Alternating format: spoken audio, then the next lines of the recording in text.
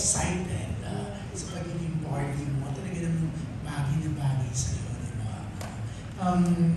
So congratulations. Pero you're not just an endorser, franchising ka rin pala. Ano ka, di ba? Yes, actually, partner with Luna. Yan. Ito ba yung isa sa pagkakaabalahan mo ngayon? Oo naman, and it started last year pa, and it's doing really, really well. And knowing naman talaga everything na pinapasok mo. And alam mo talaga, di ba? Yes, and of course, natututo ako sa diamonds kung ano yung mga stones and all. So, marami ako natututunan dito sa Luna. Yeah, so ang dami mo ng connections. Yes, actually, nag-start siya with a ring. Tapos ngayon, ang dami-dami na. At yun ang aking collection after bats. Diamonds talaga muna. Oo, so ikaw, mas naniniwala ka na mas important. Oo naman, kasi yung diamonds, umaangat talaga siya. And it never goes down. Yung value niya, it stays up and keeps going up. Especially kapag nag-invest ka sa magandang bato. And yun, so yun kasi nasusuot ko lagi. Yung bags, iba-ibang colors, so depende. So ako, diamonds talaga. So parang diamond ka rin kasi parang abang tumatagal lalo nagdinigning, tumataas ang value. True naman talaga, di ba? Talagang ikaw yung tipong talagang namumuna sa mga flowers. Talagang kahit anong gawin talaga magpunuhan. That's pure hard. Yeah, that's true naman eh. Oo, na talagang, and in fairness to you, you really have a big heart. Kasi hindi ka lang basta puro prank, puro ano sa mga vlogs mo. Talagang kitang-kita the way ng pagtulong mo.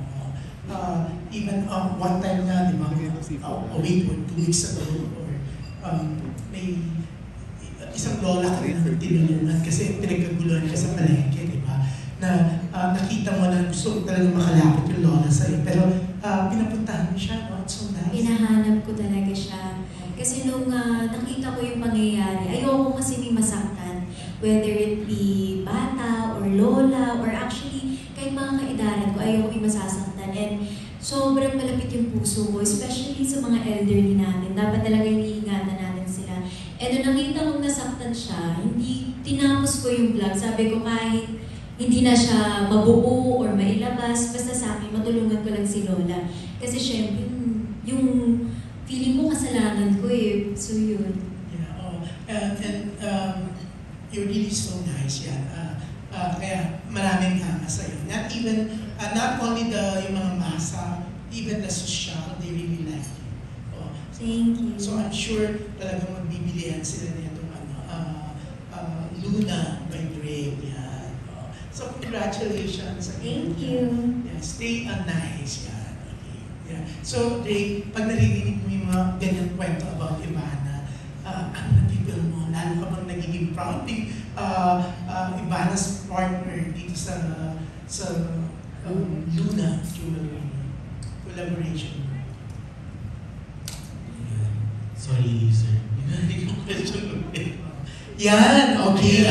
Since naririnig mo, yung mga naririnig mong kabutihan ni Ivana, lalo ka pang nagiging proud dito sa collab nyo, sa partnership nyo sa Luna Jewelry, lalo na itong Barbie collection. Ayan, narinig ko na siya. Yeah, Ivana actually, siya yung nag-inspire sa amin sa lahat.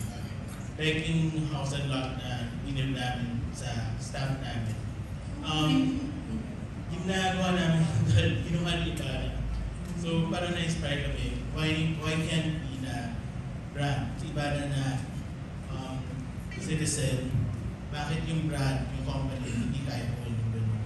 Yeah, it's so nice no, na inspire kayo ni Ivana. Yeah. Oo, this afternoon ba, mag-inspire na kayo? Aasa rin po ba kami ng kausen na? Sana. Mukhang kaya talagang naghintay kaming lahat, oo, dahil masusurprise kami. Pero yun, kausap ko nga si the manager, Ivana. si Perry lang si, kinorek niya, sabi niya, uy, 4:30 ang call time namin, hindi late si Ivana. Pero kahit late si Ivana or hindi, talagang we really waited for her kasi feeling namin siya yung perfect para dito sa inyong Barbie collection, Barbie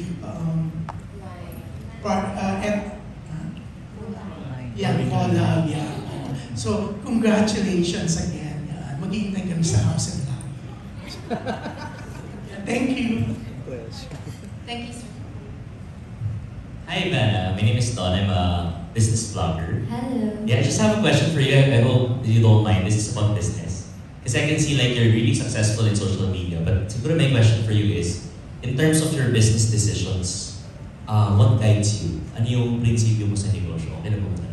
I think what's really important is to ask around. Walang masama magtanong, especially if you're investing money and if you're investing your time, your effort. You can always ask people who have a lot of experience. Kasi iba yung experience ko. It's more on content creation and also I always ask people who are experienced, what do you think of this? What do you think of that? And then saka ako nagdi-decision. What was the determining factor in deciding to collaborate with Luna sa brand?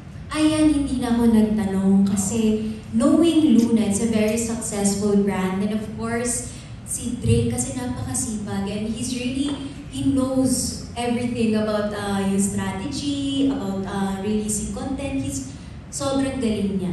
And of course, I trust him a lot. So nung in-offer niya, sabi niya, would you like to partner? Sabi ko, of course, this would be a dream come true. Wow. Thank you so much, Ivana. Thank you. Hi, Ivana. Good afternoon. Robert from Manila, Philippines. Two questions na. Number one, what would be your advice sa mga tao first time na mag-collect ng mga jewelry? Start basic. Siguro yung lagi mong susuotin araw-araw. Ako yung una kong binili was a ring. Kasi... yung 8 karat. Hindi, pero yung susuotin mo naman 8 karat kung hindi pa kaya. But invest on a good stone. So marami dun sa Luna. They have different kinds of sizes, kung ano yung perfect for you. And yun, kung mahilig ka ba sa necklace or sa ring, but get something na buo yung bato. Ilang years ka na nag-collect ng jewelry? Ako ever since bata ako, kasi yun yung tinuro po sa akin ng mama ko was to invest in gold and diamonds. So, 13 years old pa lang ako, bumibili na ako pa konti-konti. Hindi malalaki, pero yung mga pwede kong sabihin collection na maliliit. And then, last question, parang ikaw ang lucky charm ng Luna. Totoo, pala yun yung sinasabi ni Ivana. Ivana, you made Luna. And that's true. So, Ivana, your reaction? Your reaction to Drake's thing? You made Luna. Ako, I'm very flattered and thank you so much. Pero I think it's the whole team and of course Drake. Siya yung talagang Drake Dustin, di ba? Yung Luna by Drake Dustin. And everyone also around Luna. Lahat hardworking talaga. Congratulations. Thank you.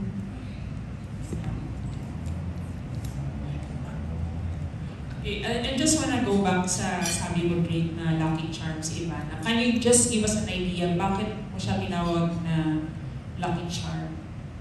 She started everything. She started, Ano bang sales na ask for? there's a lot, actually, the charm.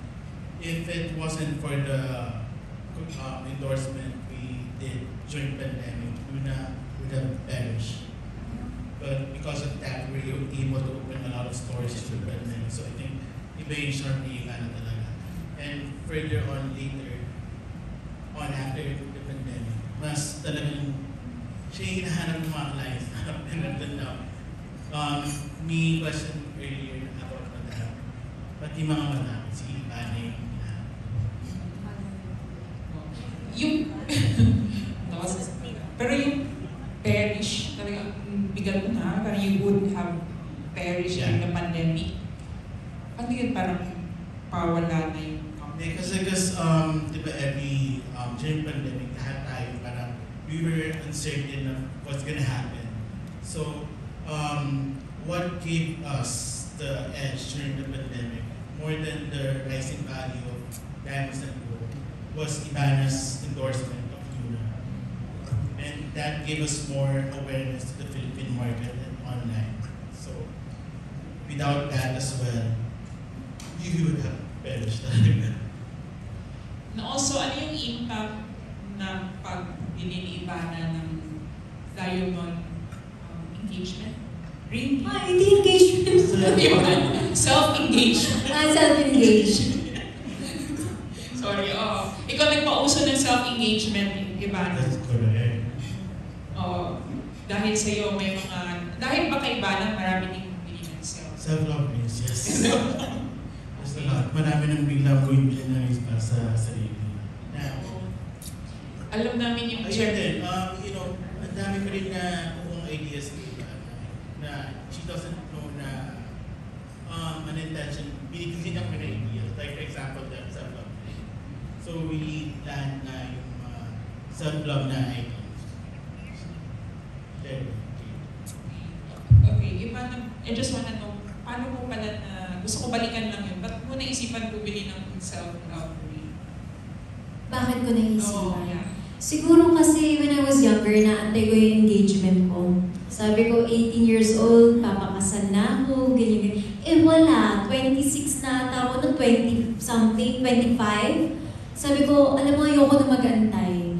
And gusto ko kasi ng malaking ring, pangarap ko yun eh. Since I was collecting smaller rings when I was younger.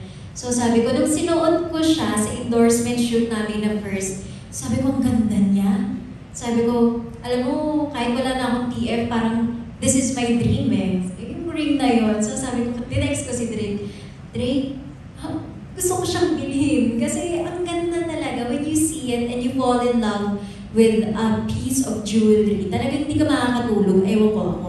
Hindi ako makatulog. Sabi ko, Drake, gusto ko talaga. Sabi niya, ha? Sure ka? Sabi ko, oo, na-in-love ako eh. And yun. And it's in my collection. And yun yung pinaka-special. Kasi yun sana yung... Self-love. So yung next, kasi yung tanong ko sana after that, you never bought another one. Marami pa. Bili ako ng bili. And, Pero yun yung pinaka-expensive, pricey. Oo. Or na.